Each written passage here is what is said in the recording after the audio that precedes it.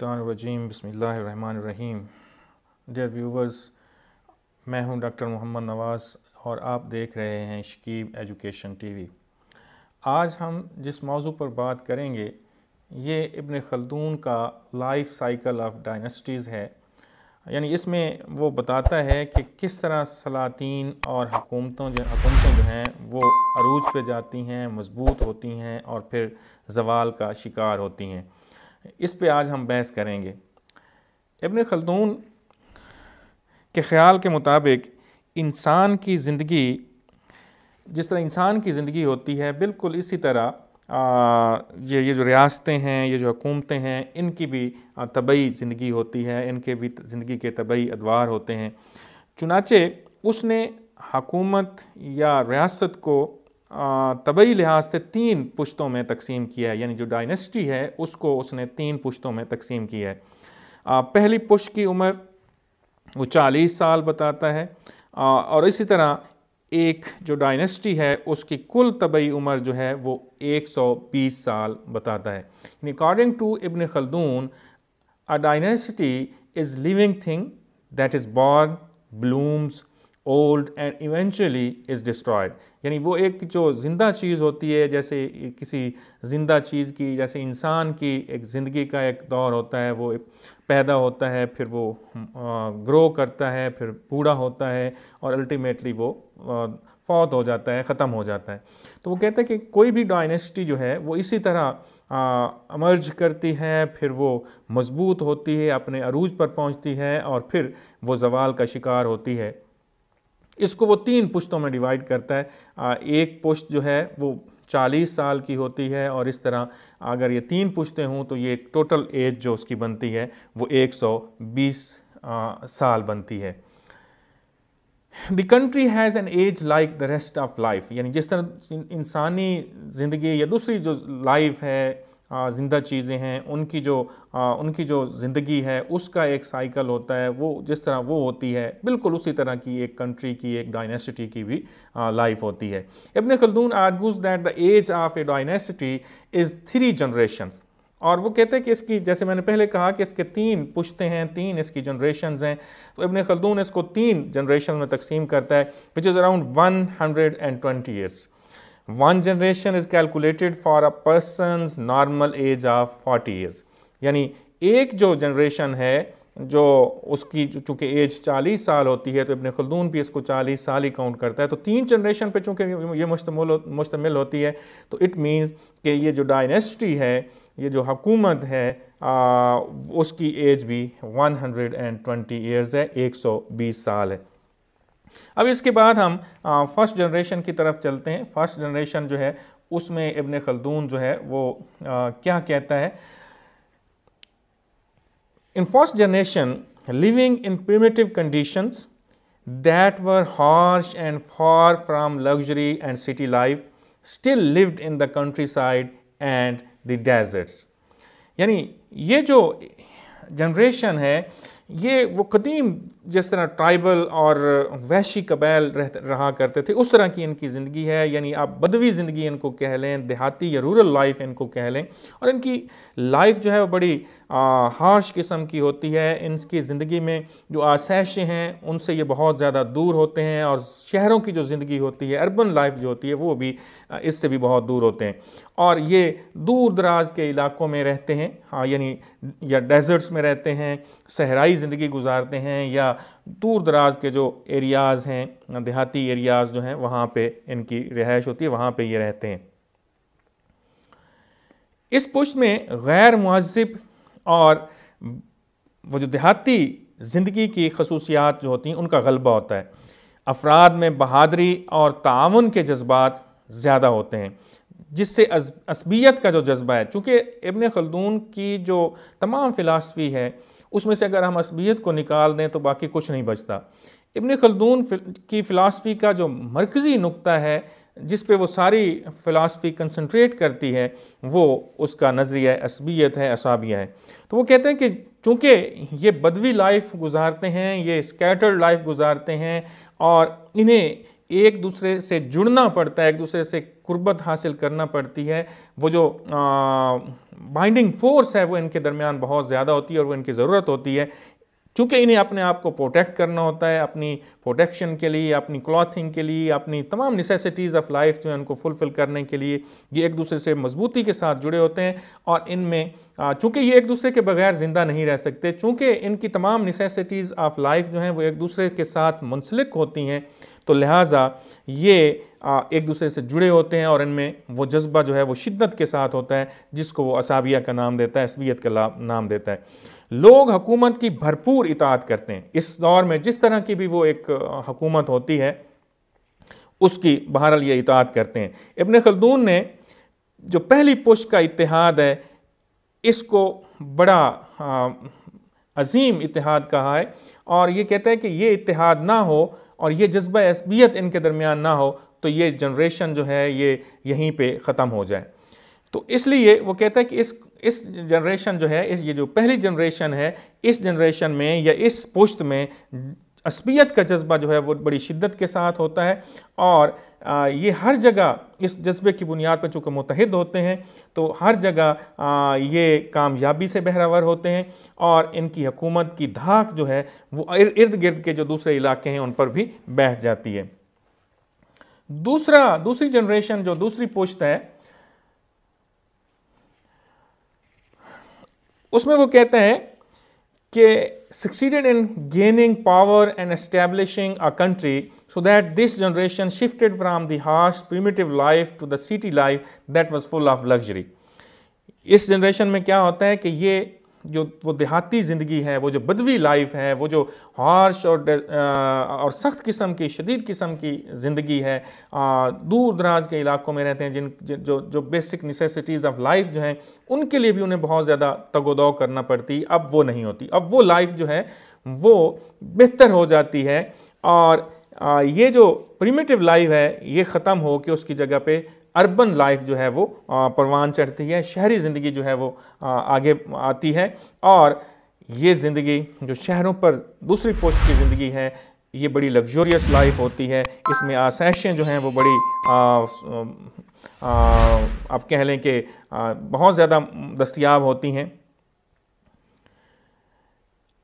अब अगर मैं इसको थोड़ा सा तफसील से और सादा लफ्ज़ों में बयान करूं तो मैं यूं कहूँगा कि दूसरी पुश्त में देही ज़िंदगी जो है वो मुहज़्ज़ब सिविलाइज्ड शहरी ज़िंदगी में बदल जाती है।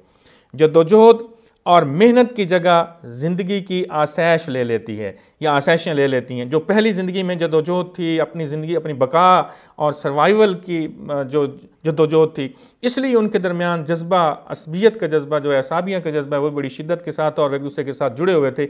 अब चूँकि वो बदवी लाइफ जो है, वो हार्श लाइफ जो है, उससे वो तब्दीली आती है और यहाँ पे शहरी लाइफ, अर्बन लाइफ जो है वो डेवलप होती है इस दूसरी स्टेज में।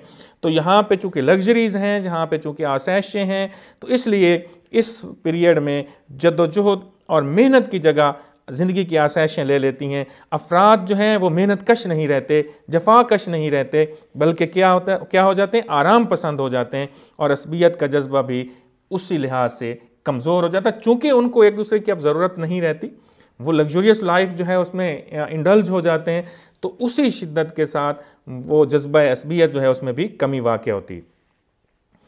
तीसरी पुश्त जो है, the country experienced destruction because this generation sank into luxury, timid and lost the meaning of honor, dignity and courage।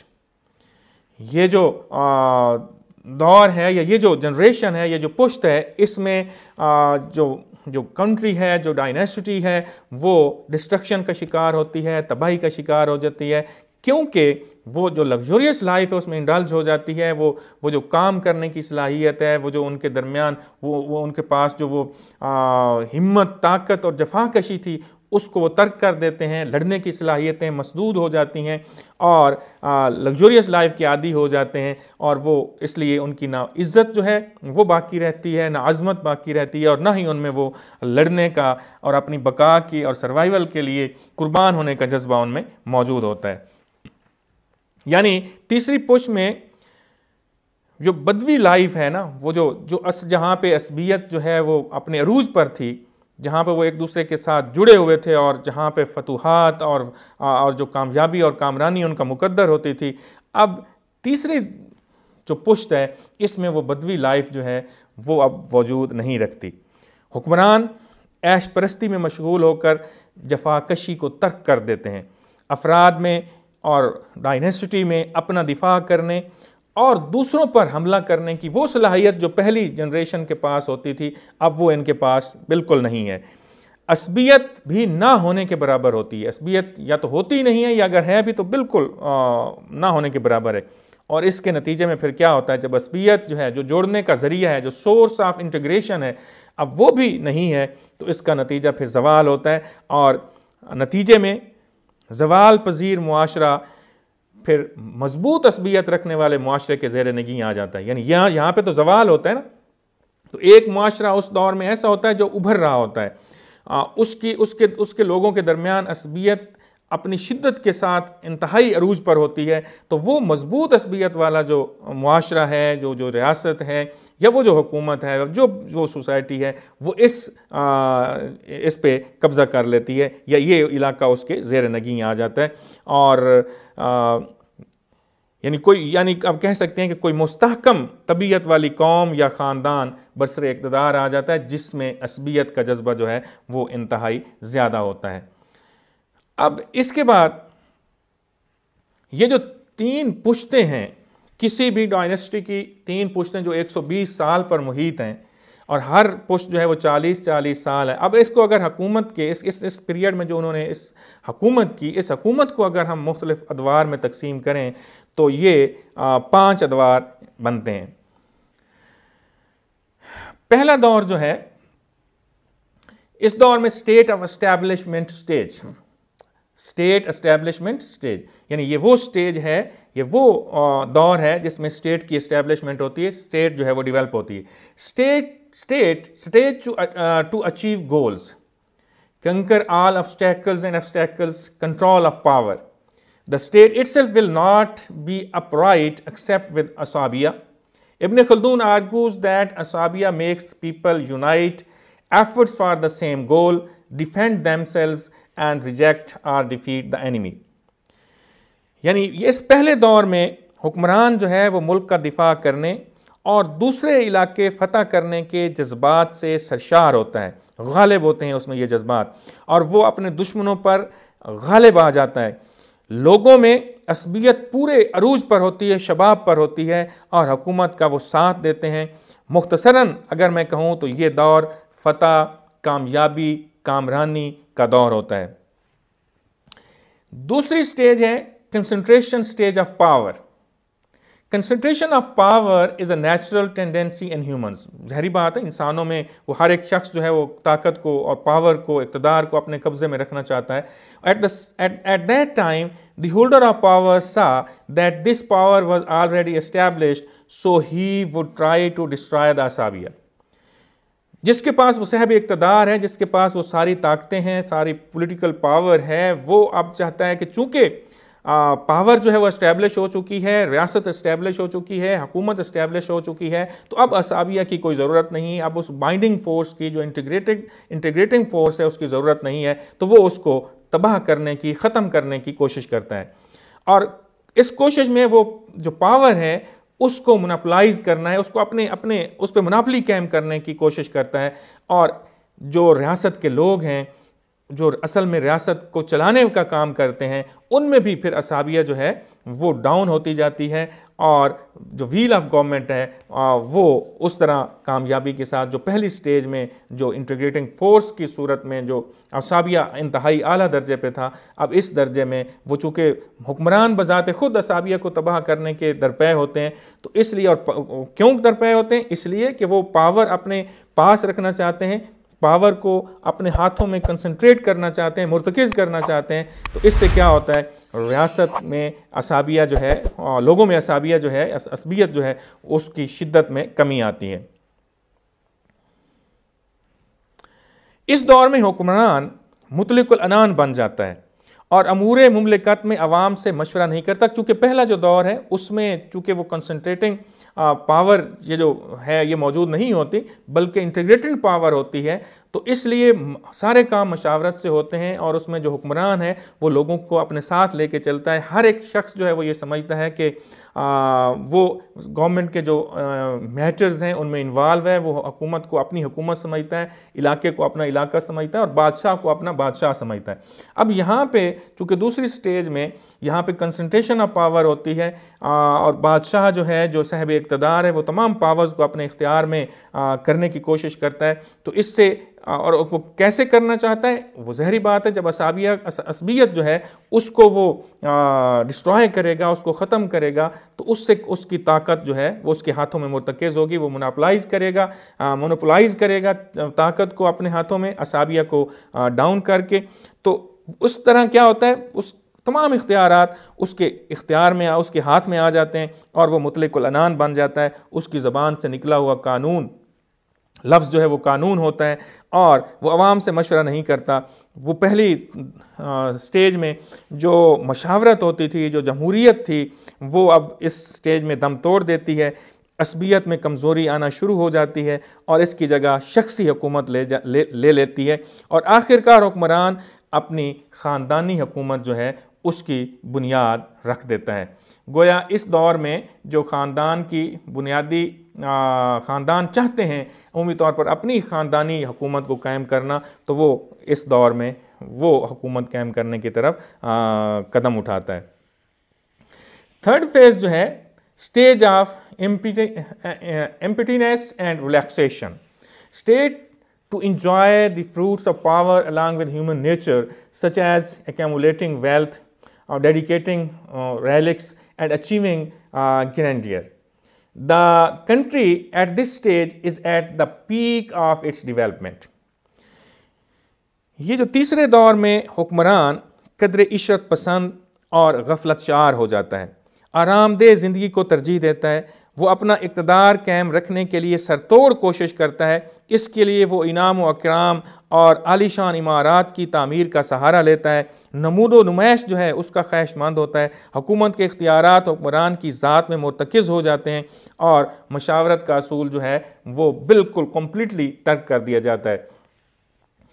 इसमें बादशाह जो है वो जो साहिब इक़्तिदार है, जिसने दूसरी स्टेज में जो पावर्स को कंसंट्रेट करने की कोशिश की थी, अपने हाथों में लेने की कोशिश की थी, अब इस स्टेज में वो उन पावर को यूटिलाइज़ करता है और उन पावर को यूटिलाइज़ करने के बाद वो क्या करता है, दौलत इकट्ठी करने की कोशिश करता है और अपनी अज़मत जो है और अपनी शान व शौकत जो है उसको बढ़ाने की कोशिश करता है। और इस दौर में जो वो हुकूमत है वो अपनी जो डेवलपमेंट की जो अरूज होता है उस पे होती है। चौथा दौर जो है ये है सबमिशन एंड लेजीनेस का period. At this stage the state is static, nothing changes, the state seems to be waiting for the beginning of the end of the story. ये जो स्टेज है, चौथी स्टेज, इसमें कुछ चेंज नहीं होता, as it is रहता है, स्टैटिक रहती है, nothing changes. The state seems to be waiting for the beginning of the end of the story. ऐसे लगता है कि जो रियासत है वो अपने इख्तिताम की शुरुआत का इंतज़ार कर रही है। इस दौर में बादशाह अपने आबा व अजदाद के छोड़े हुए विरसे पर मुतमईन रहता है। वो अपने आप को मुकम्मल तौर पर ऐश व इशरत के लिए वक्फ कर देता है। इसको हुकूमत की बका से कोई सरोकार नहीं होता, हुकूमत रहती है नहीं, इतना वो उनमें इंडल्ज हो जाता है ऐश व इशरत में कि उसे हुकूमत के जो ज़िम्मेदारियाँ हैं वो भी उसका भी कोई ख्याल नहीं आता। वो अपने दोस्त और हरीफ जो हुक्मरान हैं उनसे दोस्ताना ताल्लुकात रखता है। क्योंकि इसकी ज़ाती सलाहियतें ख़त्म हो जाती हैं इसलिए वो जंग नहीं करना चाहता, जंग से दूर भागता है और मुख्तलिफ़ किस्म के इम्तियाज़ात की बुनियाद पर जो माशरा तकसीम होता है, जो बाहमी मुनाफरत और मुनाफरत की वजह से तबकात जो हैं वो आपस में उलझ पड़ते हैं। गोया यहाँ से यूँ समझ लें कि इस पीरियड में within the society, within the state, various segments of the society started to fight with each other. वो लड़ना शुरू हो जाते हैं मुख्तलिफ वजूहात की बुनियाद पर, मुख्तलिफ इम्तियाज़ात की बुनियाद पर। उनमें जो है आप कह लें कि उनके दरमियान जो तज़ादात हैं वो जन्म लेते हैं और इस तरह मुआशरा जो बिगाड़ का शिकार होता है। फिफ्थ स्टेज जो है, इस स्टेज में the country has entered its age and has been plagued by chronic illness which is almost inevitable and continues to collapse। यानी ये वो दौर है जिस दौर में अब रियासत जो है वो इख्तिताम का शिकार होती है, हुकूमत जो है वो इख्तिताम पजीर होती है। पाँचवां दौर, इसको आप कह लें कि ये फजूल खर्ची और ज़िया का दौर है। हुक्मरान अपने आबा अजदाद के कारनामों को खाक में मिला देते हैं। वो जो पहली स्टेज में उनके वालिदैन ने वो एम्पायर कायम की थी, वो जो डायनेस्टी कायम की थी, वो जो हुकूमत कायम की थी, उनके जो कारनामे थे, उनके जो और जिस बुनियाद पे उन्होंने स्टेट को डेवलप किया था, उसको खाक में मिला देते। और ये ऐश व इशरत में इस कदर घिर जाते हैं कि इसको अपनी फ़ौज को तनख्वाह देने तक का होश नहीं रहता, और ना ही शाही ख़जाने में कोई रकम मौजूद होती है, क्योंकि ऐश व इशरत में वो रकम और जो रिसोर्सेज हैं उनको ज़ाय कर चुके होते हैं, तो फ़ौज के लिए भी उनको देने के लिए कुछ नहीं होता। नतीजा क्या निकलता है? नतीजा ये निकलता है कि मुल्क का इंतज़ाम बदनज़मी का शिकार हो जाता है, अवाम को हुक्मरान पर एतमाद नहीं रहता और वो बगावत पर उतर आते हैं। या बाज़ औक़ात कोई ख़ारजी जो बैरूनी ताकत है वो इस कश्मकश से, जो अंदरूनी कश्मकश है, जो चौथे फेज़ में बुनियादी तौर पे डेवलप हो चुकी थी, अब इस फेज़ में वो अपने अरूज पर होती है। और जब इंटरनल फोर्सेस जो हैं आपस में एक दूसरे के साथ कोलैबोरेशन की बजाय वो एक दूसरे के साथ लड़ रही हूँ, एक दूसरे को नीचे दिखाने की कोशिश कर रही हूँ, तो फिर बहर की जो ताकतें होती हैं, जो नेबरिंग पावर्स होती हैं, वो इस सूरत हाल से फ़ायदा उठाती हैं। लिहाजा यहाँ पे भी ऐसे ही होता है कि वो या तो अवाम बगावत कर देती हैं या फिर कोई बैरूनी ताकत जो है वो आप इस मुल्क पर कब्ज़ा कर लेती है और सबका ख़ानदान की हुकूमत हमेशा के लिए ख़त्म हो जाती है। सो ये मैंने पहले उस डायनेस्टी की जो 3 पुश्तें हैं जो 120 सालों पर मुहित हैं उसका मैंने जिक्र किया, और फिर विद इन द डायनेस्टी वो जो हुकूमत है जो 120 सालों पर मुहित थी, वो किस तरह मुख्तलिफ अदवार से गुजरती है और किस तरह वो बनती है, फिर किस तरह वो अरूज हासिल करती है, फिर किस तरह उसको ज़वाल आता है और अल्टीमेटली कब वो इख्तिताम पजीर होती है। ये सारी सूरत हाल इब्न खल्दून ने जो हमें बताई है वो मैंने आपकी खिदमत में अर्ज़ की है। So thank you so much. Next lecture के साथ इंशाअल्लाह कल मिलेंगे। Thank you so much. Allah bless you all.